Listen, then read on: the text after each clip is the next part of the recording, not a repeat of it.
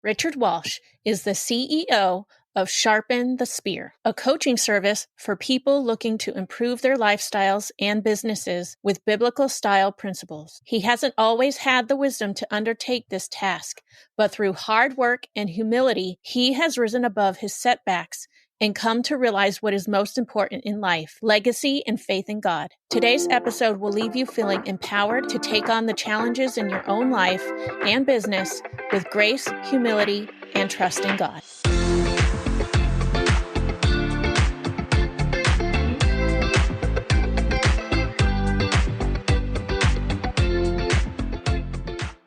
Be sure to share this episode with family and friends so they too can be blessed by the contents of this episode. Hey, Richard, thank you so much for coming on the podcast today. I'm excited to talk to you. I am very excited too. It's great to be here. Thanks for having me.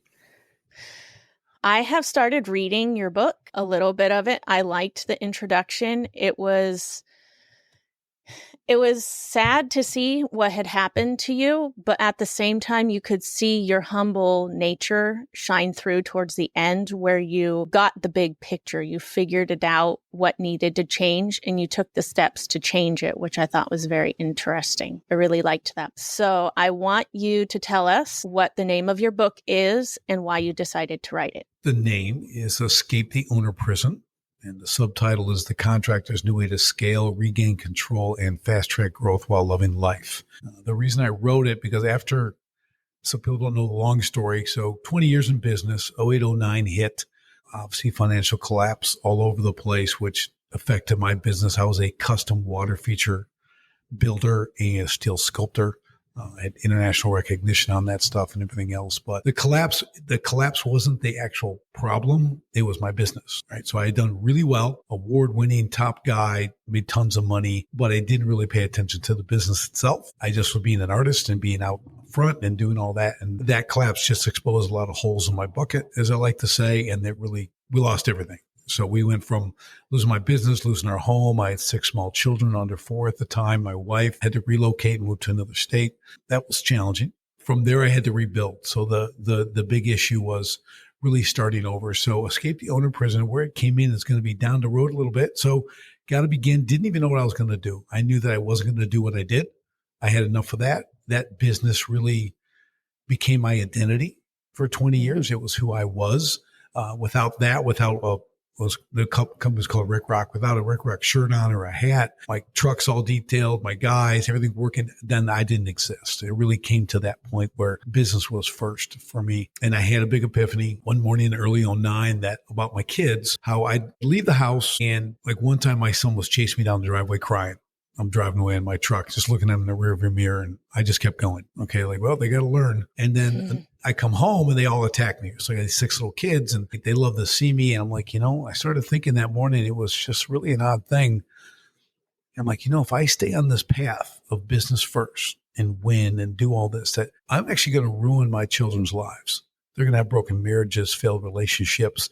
They might do well in business, but they're really not going to understand what is truly important. Okay. And the interesting thing about it was, I'm like, okay, so I won't do that. I'm really an all or nothing person, Anna. So I walked in, I got out of bed, walked in the office and we're done today. Okay, we're going to collapse anyways. It's closing. So I sped it up. That closed down everything else. Now, an important thing here is to reading the book is I was what I call a CNO. Christian in name only. Okay. So I was going to church and doing that kind of stuff, but I really didn't know what being saved was or anything. So the interesting part about that, so that wasn't really a big factor. I really was focused on my kids and making that work. So we relocated, went through this stuff. I'm going to speed the story here. Started a new business, kind of figured out what I was going to do, scaled 2 more businesses, got back on top of things. And that was all good. Did want to write a book. I'm like, well, I'm helping people. I'm coaching people. I'm helping them with their businesses. I really wanted to share my story, but also help people in their businesses who were kind of trapped in the same situation I was. Because if I didn't start the business, if I opened the business, it wouldn't continue. That was the owner prison. And I saw these patterns develop. So I started helping others. But at the same time, when I relocated, we're looking for a new church. We're going to these different churches and we're doing this stuff. I'm like, we found one, did a couple. And I'm like, I'm hearing about being saved. When it's going through, I'm like, well, what is that? So I'm typing one day, I'm sending an email to our pastor, right? So my wife comes up, she goes, well, what are you doing? I go, I'm sending an email to Pastor Tim. She goes, about what? I go, well, about being saved. She goes, what about it? I go, well, what is it? What is it? I hear all these people with these dates. Everyone's got this date, the day they were saved and all this stuff. And I'm like, she goes, what are you talking about? I go, well, I don't have a date. I don't even know. We've been going to church for all these years. And I go, do you have a date? She goes, well, yeah, I got a date. You know, I go, well, I don't have a date. And she goes, I don't even know you. She gives me that, you know. And I'm like, well, no one's ever talked about that. We're in these giant churches and everything else. And never once is there an altar call. Is there anything even remotely about it? It's all popcorn sermons. You know, feel good, go check the box on Sunday. So that was a big deal, right? Again, I'm thinking I'm this great guy and I'm a Christian and I have 6 kids and we're homeschooling them. We're going to homeschool our kids. We're going to do all this stuff, you know, but that was a big realization for me. And that's where things really changed and changed how I did my business, stuff like that. So the book was like, that was 2019. The book came out. I obviously got saved about 2012 and then I'm like, okay, well, this is really great. Now so I spent a lot of time in the Word and I'm reading. I'm seeing a lot of business principles, right? I mean, it's all God's principles. God created everything. Mm-hmm. So I'm like, wow, I kind of do a lot of that stuff because I was just brought up as, my dad was a high integrity guy and a hard worker and stuff. I said, but now I started really putting it into the Word. And this was so fascinating to be like, wow, this is all here. There's nothing new. So that inspired me to do, obviously, the book for one, and then helping others in that way in more of a kingdom mindset. Mm-hmm. Like, really, who are we truly serving? How do we build a business that everyone benefits and not just the owner? How do we build this so we can better as people and families and things like that? So that's kind of the condensed version of what it was and brings us to where we're at now. I love that. There's a lot of small businesses out there that they're just trying to survive. They're so focused on the business because they have families they need to take care of and they're doing their best, but they're neglecting their families at the same time, which is most important, and God as well is most important. And because they're neglecting those things, they're going to have trouble. So it's good that you have a business that you can help point them in the direction of, this is how your business is going to thrive. Let's put things back into perspective, put God first, put family first, and then your business will be easier to handle because you've got the rest of it in the row. Our church likes to do the pyramid. You've probably heard about it, God first, spouse, children, everything else. When everything's in balance, life goes a lot easier. That's so important. What I do is you've probably heard the 5 F's, right? You got faith, family, finances, fitness, and friendships, right? So I've actually never heard that. That's good. Oh, well, there you go. There's the 5 F's. So take it and run with it. It's not mine. Of course, there's nothing new under the sun, but there it is. I've learned a few things from you, Sino and the 5 F's. Nice. There's more to come. There's more to come on it. But really, so people come to me and they talk about work-life balance, right? We just talked about balance. And I love the pyramid is that. Also, even in that pyramid, so you're on the left and your husband's on the right, or me, whatever.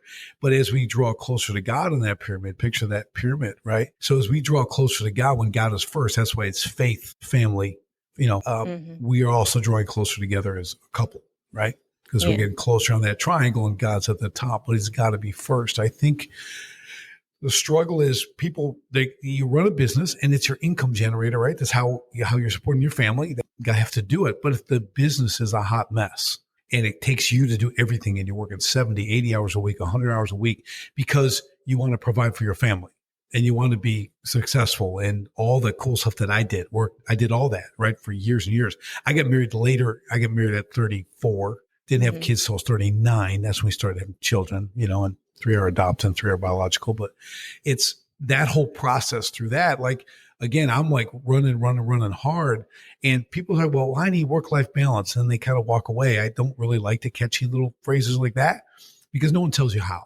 So it sounds good, it's a cool picture, but how do I get there? And in business, what I have to tell people, I said, okay, well, here's the 5 F's, right? Sounds really cool. I like that. Wouldn't it be great to be balanced on all those and have God first and all this? So that's really neat. But if the business is a mess, none of the 5 F's can happen. Okay. You have to fix your business. You have to get it running itself primarily, right? Where we get to what we call working on your 5% as a business owner.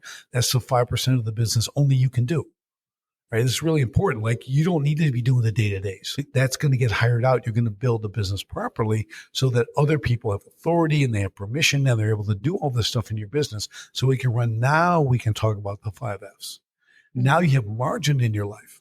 Now you have time to do this stuff and see it and be there for all of your children's games and plays and everything else that they do. You can be there for because you are now truly in control of your schedule, because now your business serves you instead of you serving it, because most people are stuck in that way, serving their business, right? The business is the owner, is the jailkeeper. I think when people understand that, and that's why what I've done with owners is once they get that realization, we can do things very quickly in their business, but that's where the freedom comes from. And I'll tell you with clients, like I'm working with guys, let's say, right? So they own a business, we get that they're going, but the joy is like when their wife contacts me and says, I never thought this was going to be possible.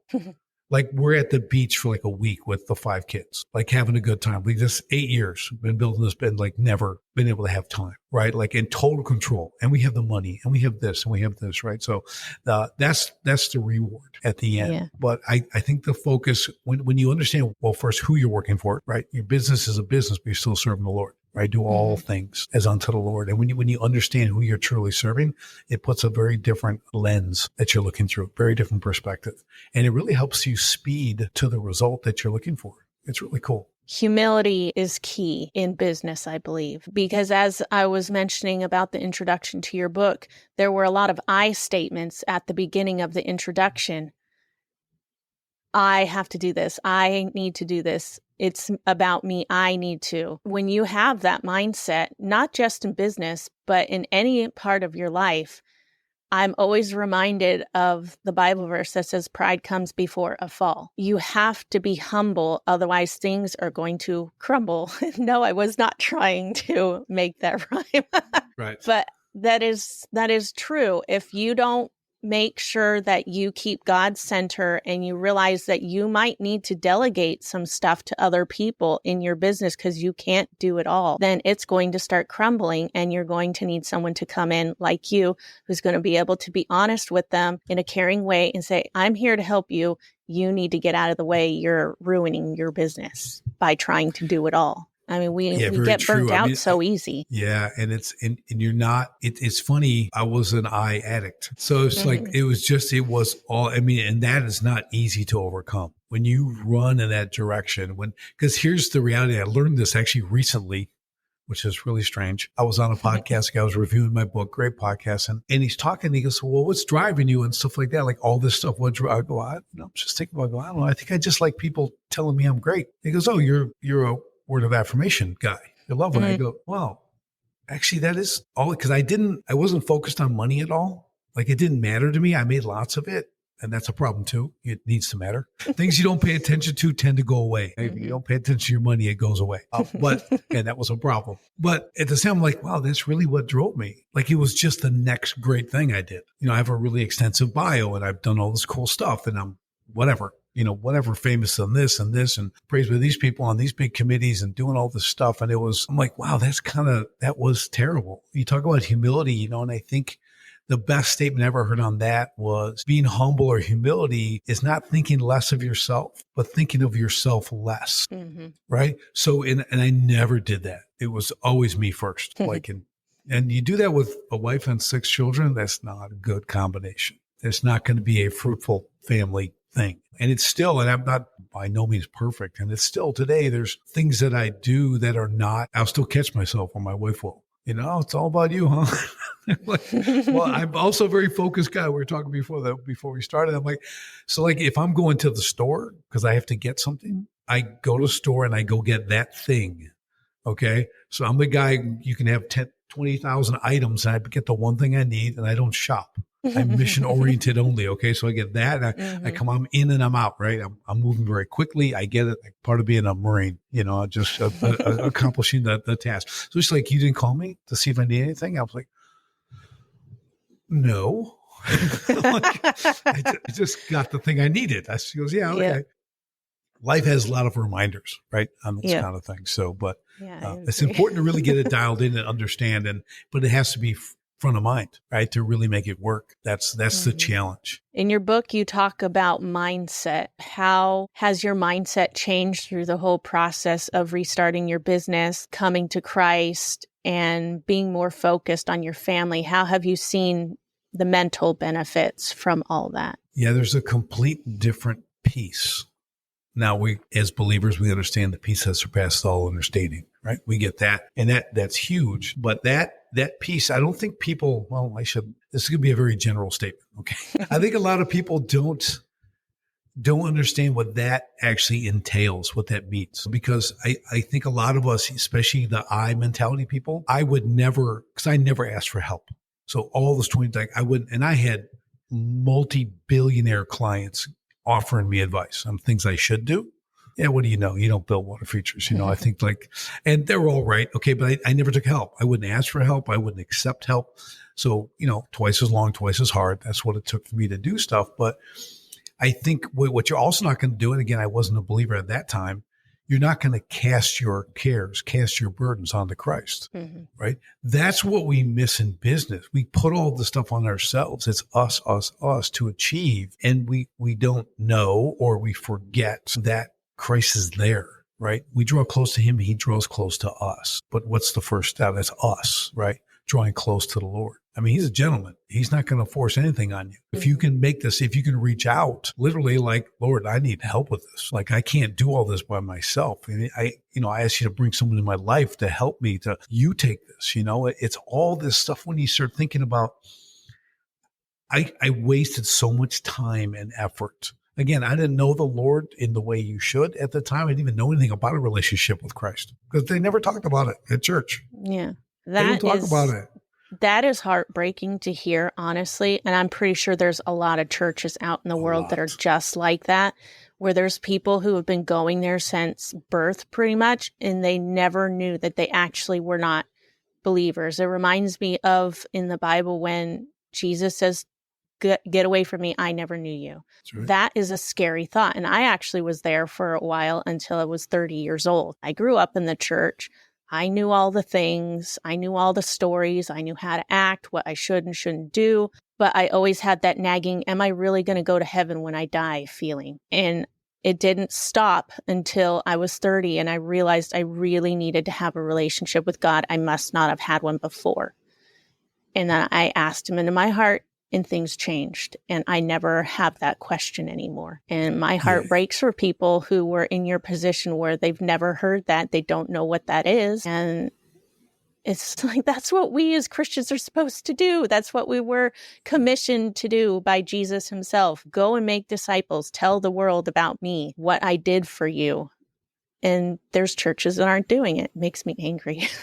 Yeah, there's a lot. And these are thousands of people. We had to sit in the gym and watch it on a screen. And then they're planting churches. I'm like, you're planting. And so I don't know anything at the time. I was like, oh, great. I was kind of brought back by a friend of mine in business, and his example is what really brought me back to church, right? I grew up a Mormon, okay, then left that at like 17. So I'm like, well, there's something. One of my spiritual gifts is discernment. So even at a young age, I'm like, there's something wrong here. Like I did it all. I mean, every day, seminary in the morning, doing all this stuff growing up in that, just surrounded constantly. And then I left and went the way of the world, right? So I just went in the Marine Corps, got out, started the business, do all this stuff. And again, it wasn't until I was 44, 45. And the great thing, one of the many, many, many things I love about God is there's that grace. Like, thank you for keeping me alive until I could accept you. Because I did a whole bunch of goofy stuff, like things I did. I was like, it's just amazing. So I just have that level of gratitude, knowing, but like you said, so I want to live this. I want the Holy Spirit to be in me and to be present in the presence of others. So I want them to ask. I'm not the guy going, hey, do you know Jesus? And I'm going to talk. That's not who I am. I mean, there's a gazillion ways to share the gospel, right? My thing is I go deep in the word. I understand it. I focus on depth, not breadth. And then but people I encounter, I'm different, right? And if they knew me then and see me now, like, wow. They'll ask and I'll tell them what it really is, right? That's why I put it in the book too. I didn't overdo it in the book, but I let people know, like, this is the foundation. This is why I can do this now. So when you ask, like, how did this change in the family? And now I could go home, I could be with my kids. We homeschool them all the way through school. right? We did the whole thing. I even got in one church and the pastor like told me I shouldn't be homeschooling. It's too stressful. Wow. And my reply, because I'm pretty straightforward, I said, listen, do you want to know what's stressful? Sending my children into the heart of the devil every day for 8 or 10 hours. Okay. To me, that's stressful. Now you can all have your, whatever so we will sacrifice whatever it takes to do that. And that was just our goal, right? We understood it. Yeah. We've done it. We put through it. And I was speaking with a woman who was a public school teacher for 20 some years and retired. And, that's a different conversation on all that. But she's like, she thought like, well, that's because you're well off and you're this and you could do all that. No, if you want to understand the homeschool community, especially the faith-based who want to raise them with a biblical worldview, they all sacrifice. It isn't because I have all this money, I can make my own school at home. I mean, it's one income, right? Homeschool families with 13, 14 kids. And the mothers, these guys it's all sacrifice. Anything for the Lord is going to be sacrifice. Right? Yep. When you really think about it, we're only guaranteed one thing here on earth, and that's persecution as Christians. You think about it. So everything is going to be a struggle, but it's worth it. The fruit that's produced is unbelievable. When I look at my kids now, my oldest is now in the Marine Corps. My other kids they're all working out. They're productive, man. They're just awesome kids. They can look you in the eye. They can shake your hand. They're not obsessed on screens, and they're productive. People are going to do great things. They go, that was worth every sacrifice that we had to make. Whatever I did, make less, do less, whatever it is, or build things correctly, how I put it all together was so worth it, to see that fruit, because that's my legacy. Business is my legacy. Yeah, I want to help 10,000 business owners create freedom, profit, and impact in their business. That's my movement. Yeah. Okay. But my family, God, and then the family, right? And what I did with that, like now they can go out. They're arrows. They're arrows in the hand of a mighty warrior. And I am a mighty warrior. Okay. But you got to launch those arrows. You got to get that stuff out there. So putting the focus on that was so critical in it. And what changed so much on it is that's what mattered to me, right? Is God. Just like your triangle, you said, and this is really important to reemphasize this. We got God first, and then it says family, but like you said, it's spouse. Like I always tell people, you really got to look at this. It's you and your wife, or your wife and your husband, whatever that is, and you have 3, 5, 6, 20 kids, whatever it is.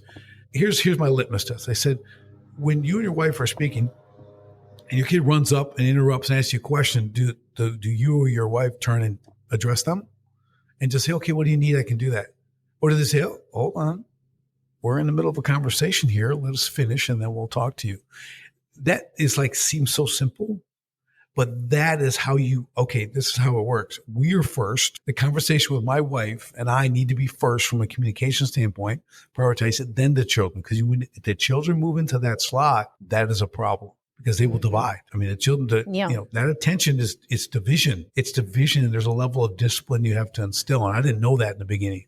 But that is really important because there is order. God is a God of order and systems and everything, right? You have to understand, he has a plan. He tells us, right? We show it. And if we can stay inside those boundaries, that's where the blessings are, right? Inside his boundaries. So if we understand and develop those for our children, they're going to be so much better off because I see in the world, there's such a lack of that because it's all instant gratification. From screens and everything. We can have whatever we want, whenever we want, regardless of income level, right? We can satisfy anything that we want or need. And it's almost, it's a challenge. Let's put it that way. Yeah, I agree. And my husband and I have been doing that too with our kids because our youngest will always try to interrupt. And we're like, no, mommy and daddy are talking. You need to wait. When an adult is talking to another adult, you need to have patience and wait until there's silence. And then you can say, excuse me, but you don't just interrupt. And they never like it, but we're teaching a valuable lessons that at some point they'll appreciate when their kids are doing it to them. My kids are going to learn is that's why Dad said, you can thank me later. Just always tell them, you can thank me later. And they're like, what? You'll get it. Yeah. I do the same thing to my kids. It's like, he'll thank me later. What does that mean? Right.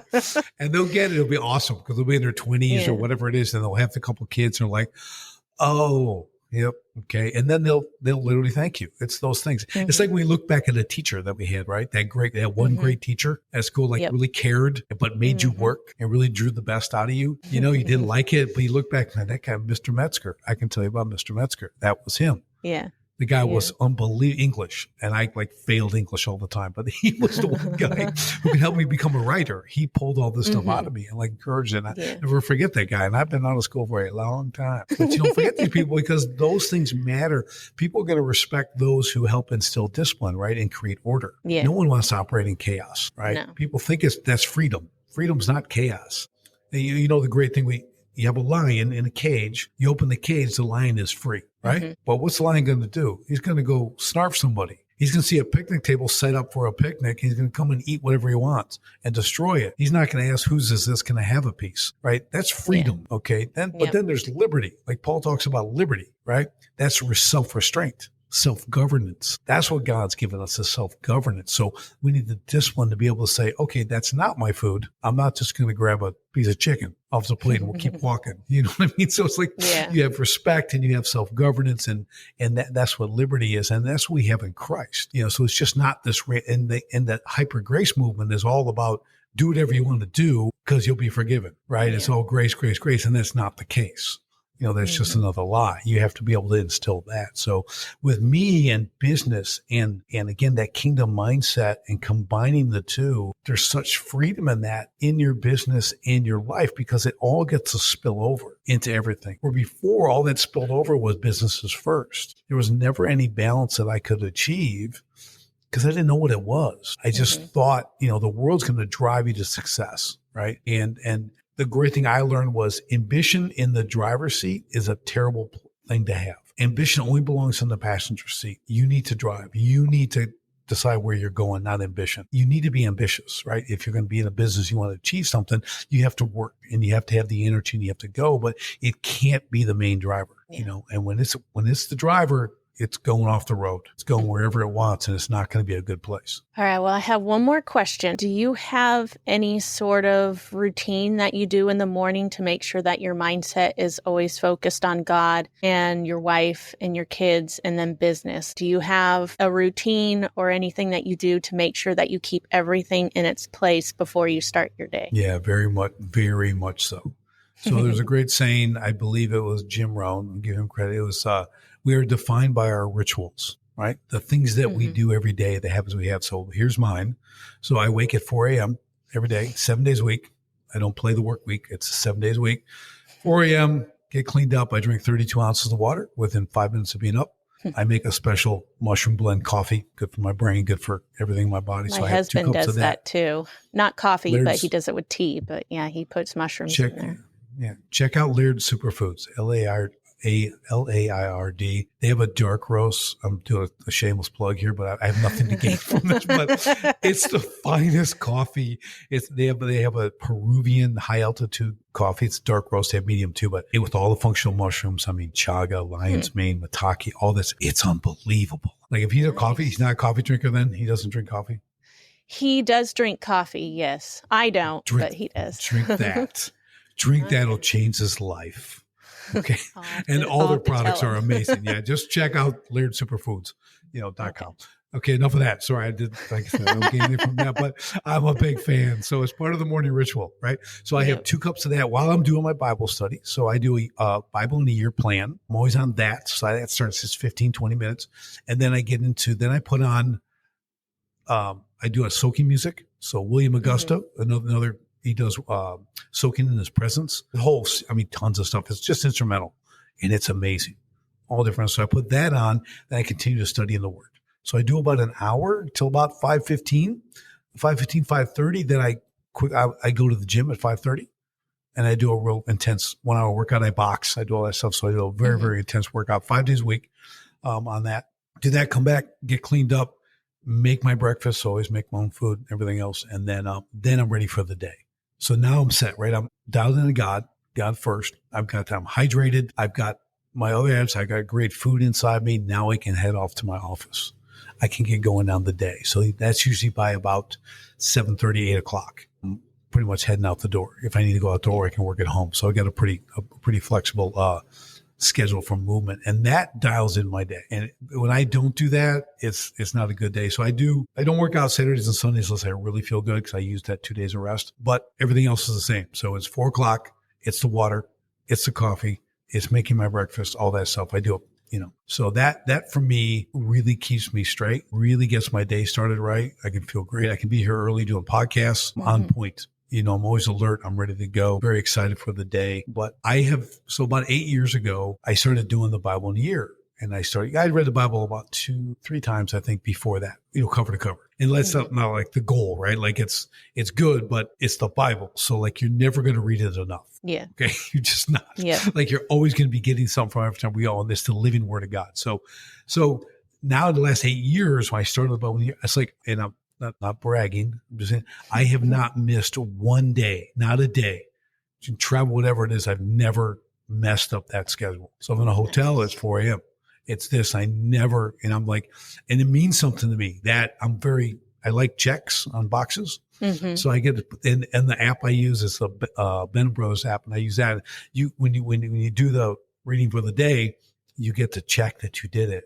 It's very exciting for me. I know. Okay. Yep. See that little blue check? I'm like, yeah. Cause then every day you see the whole every day, every year I've been doing 8 years. I'm like, this is it. Here's my little check. I do it. Then I get into more study, but I do that part, but that consistency has made such a difference in everything I do. And my kids now, they get up at like 5 to go to work and everything now. They'll see me. I'm in my chair, my coffee, I'm studying. So they see that every day too. So there's again, that example, because more is caught than taught with kids. Right? Yep. They're catching everything you do. You can tell them all this stuff, what to do and how to be good people. If you're not living it, it's all for nothing. Yep. You have to, they will fall back on what you did, not what you told them. It's just a really important thing. Intentionality. That's the catchphrase for your life. Intentionality. I like that very much. Yes. That's a very good morning routine. And I'm very proud of you for being able to stick to it no matter what happens. That is definitely not an easy thing to do. I can tell my schedule gets wonky often with my family. I still try really hard to at least read something or listen to praise and worship music every day when I can, because I do feel the difference if I don't. I'm always intentional, at least, about doing that, but it can honestly say it's not always at the same time all the time. I would like to be, but it's a little easier when the kids are in school. I mean, during the summer, it's a lot more difficult. Right. I think because you guys have your routine, they're homeschooled, so you've had that routine. I think that's also helpful. My kids still go to different schools and everything, but during the school year, it's a lot easier for me to keep my consistent routine. Yeah, it's all navigation. It's all navigating. It's all priorities and stuff. I learned that, and I've gotten up at 4 a.m. since I was like a little kid. I was born at 4:20 a.m. That's what I attributed to. That was my birth time. So I was like, I've been doing it since birth. Okay. That's so, funny. but I always tell people, it's like, nothing's going on in the house at 4 a.m. There's no distractions. I even keep it dark. Right. So I'll read stuff on the phone, I'll do that. I'm like, I just sit in the dark, I love watching the sun come up, so I got this great east facing window in my chair, and the sun starts creeping up. We're out kind of farm country, so that horizon is just awesome, so I've been able to design that. Right. Which again, I couldn't do 20 years ago, but now I have such purpose, like you're saying, you're able to design your routine, but like you do, you still make it happen, right? Maybe it's nighttime when you do it. Maybe it's before you go to bed. Maybe it's on you're a construction guy, you're working, maybe it's lunch in the truck. You got 30 minutes and you spend time in there while you're having your lunch and stuff. We all have to make time for the Lord. Yeah. Again, we have to do the work. Okay. We have to do the work first. He's going to be there, but if there's no effort, well, we know how that is too, right? If our kids don't do what they're supposed to do, well, it's not strengthening the relationship. Okay? If they're ignoring the things we've asked them to do, they know they should do, and things like that. It's important and rituals, I think with children, if you can build those in some sense, have something that's consistent. If it's going to work out, if it's time in the Bible, that's important because they will grab that for sure. Prioritizing God is something that I've definitely been working on, and I'm also trying to work on it with my kids. And I like how you reminded everybody listening, you need to make sure that you're being the example, because things are caught more than they're taught, which is absolutely true. Your kids are watching, and you need to be making good decisions if you want them to make good decisions, because they're going to do what you're doing. So I like that you reminded us all of that. Richard, thank you so much for coming on today. I've enjoyed our conversation. You were so full of nuggets of wisdom. and new catchphrases like CNO and the 5 Fs. I love it. Where can people find out more information, especially small businesses that might need your help? You go sharpenthespearcoaching.com. So sharpenthespearcoaching.com. And I'll tell you what, I love these conversations. So I don't get to do these kind of conversations a lot, right? I do a lot of podcasts and stuff, but let's give a gift to your audience. If they go to sharpenthespearcoaching.com, go to my contact page, send me a 1-sentence email. It says, hey, I heard you on a show. I'd love to get the free audio version of your book. Nice. And I'll send it to them. Wonderful. Okay? They would love that. So it's a pretty good book. Yes. It from what I've read so far, it's an amazing book. And I can tell it's going to be very helpful for everyone who listens. Absolutely. So yes, everybody, make sure you go to his website, do what he said. You'll get the free audio and I'm sure it'll change your life. Thank you again, Richard, for coming on. I appreciate it so much. My pleasure. Absolutely. Thanks, Anna. Friends, before we close, did something in today's episode resonate with you? Maybe you disagree with something that was said. Use the link in the show notes to leave a question or comment, and I will record a weekly mini-sode that addresses your message. Do you know someone who would benefit from today's content? Why not share the episode with them right now? No time like the present. Are you following the show yet? If not, do it now so you don't miss another episode. Lastly, don't forget to sign up for the mailing list so you can receive your free devotional. Thanks again for joining me today. I look forward to next week's conversation.